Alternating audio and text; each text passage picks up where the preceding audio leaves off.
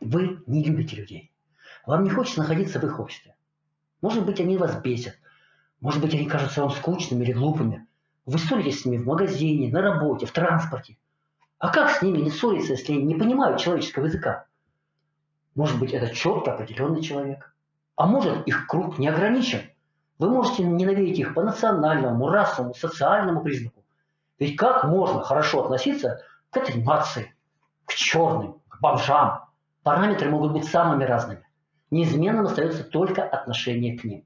Это может быть близкий человек, который поступил с вами плохо. А может быть незнакомец. И мы всегда готовы объяснить, почему он плохой и за что вы его не любите. Нужно ли изменить этот подход?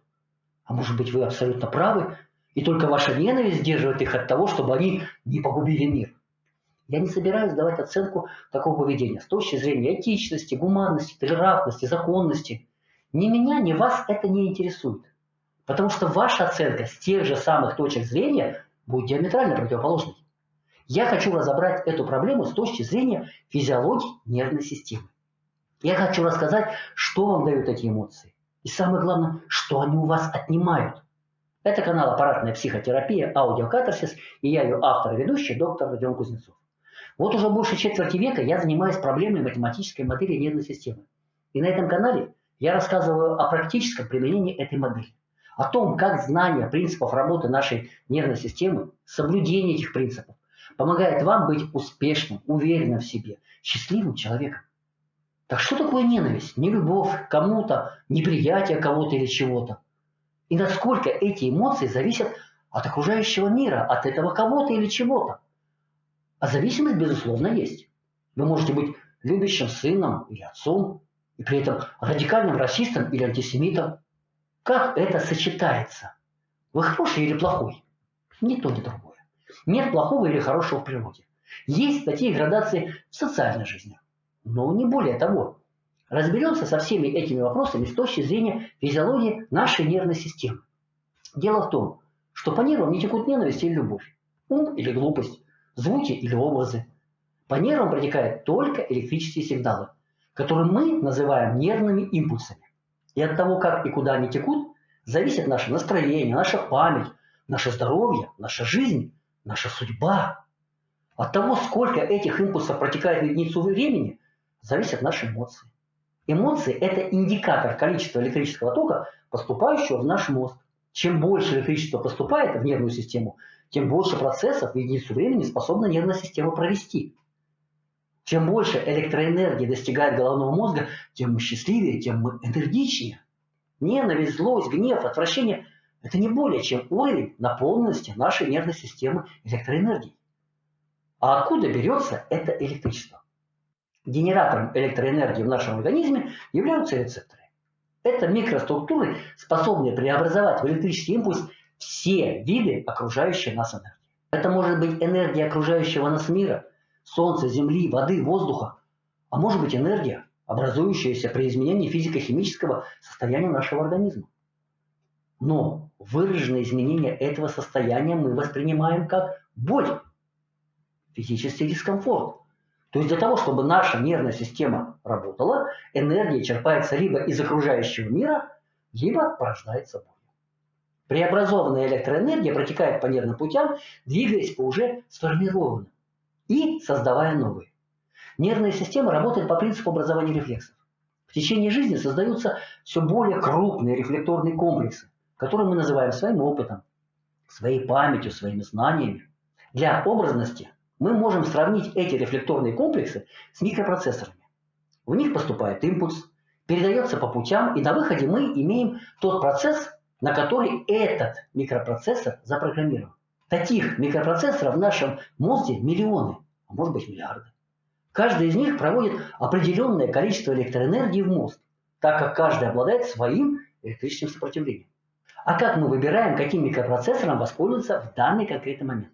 Чтобы микропроцессор включился в работу, должен сработать ключ, несущий определенный заряд энергии. Вот этим ключом и являются триггеры окружающего мира, взаимодействующие с рецепторами. И если мы говорим о ненависти, то мы говорим об определенных рефлекторных комплексах, передающих в головной мозг электроэнергию уровня ненависти. Первично в этом процессе уровень энергии. Ваши рефлекторные комплексы, передающие этот уровень. А окружающий мир – триггеры, вторичные. Если пользоваться языком психологии, то первична ненависть. А причину для нее мы всегда найдем и обоснуем свое поведение. Как видите, ненависть не может быть ни плохой, ни хорошей с этой точки зрения. Но почему же мы считаем, что ненависть – это плохое чувство?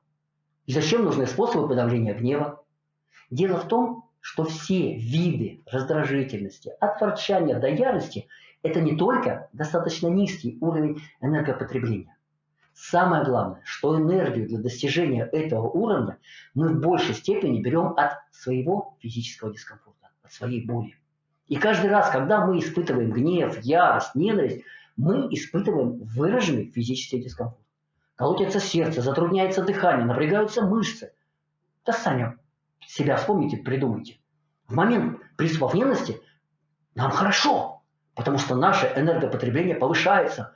Но нам плохо, потому что мы испытываем в это время дискомфорт. Это бы еще ничего. Но каждый раз, когда мы испытываем негативные эмоции, после этого мы испытываем усталость, утомление. Мы испытываем выраженный дефицит той же самой энергии. Наша нервная система испытывает дефицит энергии. А вот это уже нервной системе абсолютно не нужно. Этот дефицит появляется потому, что энергию, полученную при изменении состояния нашего организма, нужно восполнять. Вот единственная причина, почему мы делим эмоции на позитивные и негативные. Скажу еще раз. Проявление ярких негативных эмоций, ненависть, ярость, гнев для вас хорошо, потому что в это время вы получаете повышенный выброс энергии. Проявление ярких негативных эмоций очень плохо для вас, потому что это ведет к вашему истощению, выгоранию, болезням. Свои эмоции, свою энергию вы берете взаймы у своего здоровья и берете под очень высокий процент. Что выбрать в этой ситуации, зависит только от вас. Если вы живете сегодняшним днем, то ненависть помогает вам выжить. В конце концов, есть же люди, которые берут кредит на свадьбу. Если же вы думаете о своем будущем, то вы понимаете, что нужно избавиться от ненависти, чтобы сохранить ваше здоровье. Более подробно о работе нервной системы вы можете прочитать в книге «Медицина, которой нет». Ссылки в описании. А какие способы избавления от гнева, ненависти вы знаете? Психотерапия и лекарства. Что эти способы дают? Какие процессы происходят в это время в вашей нервной системе? При психотерапии, в тех случаях, когда она помогает, происходит переключение на другие рефлекторные комплексы, другие микропроцессы. Какова вероятность того, что все не вернется к первоначальному варианту? 50 на 50. Может вернуться, может не вернуться. По принципу поможет, не поможет, хуже не будет. Я не считаю, что это хороший способ. Лекарства. При ненависти даются успокоительные препараты. Даются лекарства, уменьшающие нервную импульсацию. Лекарства, увеличивающие дефицит энергии мозга. Человек перестает ненавидеть не потому, что он становится гуманнее, умнее, а потому, что у него нет сил, энергии на эту эмоцию. Его здоровье ухудшается. В этом случае лечение выполняет не медицинскую функцию, а социальную. Так же, как тюрьма, лекарства облегчают жизнь общества за счет ухудшения состояния больного. Вам нравятся такие варианты? Предлагаю вам использовать третий способ. Метод аппаратной психотерапии аудиокатарсис. Этот физиотерапевтический метод исходно создавался для восстановления максимальной проводимости нервных путей. Уменьшая электрическое сопротивление нервных путей, метод увеличивает поток энергии в мозг, повышает уровень эмоций выше уровня ненависти. Альтернативная энергия боли становится ненужной, физический дискомфорт исчезает. Как проводится сеанс аппаратной психотерапии? Вы просто надеваете наушники и продолжаете заниматься своими делами. Продолжаете испытывать ненависть. Достаточно быстро вы заметите, что накал ваших эмоций спадает до тех пор, пока объект ненависти не станет вам безразличен. Можно остановиться на этом. Вы можете получить больше. Если вы продолжите проводить курс, то заметьте, что воспоминания об объекте ненависти стали вызывать у вас улыбку. Вы спросите, а зачем мне радоваться, ведь я его ненавижу? Зачем делать ему такой подарок? Вы не ему делаете этот подарок, а себе. Это вы перестанете испытывать дискомфорт, боль. Это ваше здоровье улучшится. Это вы начнете жить полноценной, счастливой жизнью. А что будет при этом чувствовать ваш объект ненависти? Да абсолютно все равно. Будьте счастливы и энергичны. Проводите сеанс аппаратной психотерапии, аудиокатарсис. Возвращайте в вашу жизнь радость, желание, энергичность. Избавляйтесь от физического и душевного дискомфорта. Избавляйтесь от болезней. Будьте здоровы и счастливы.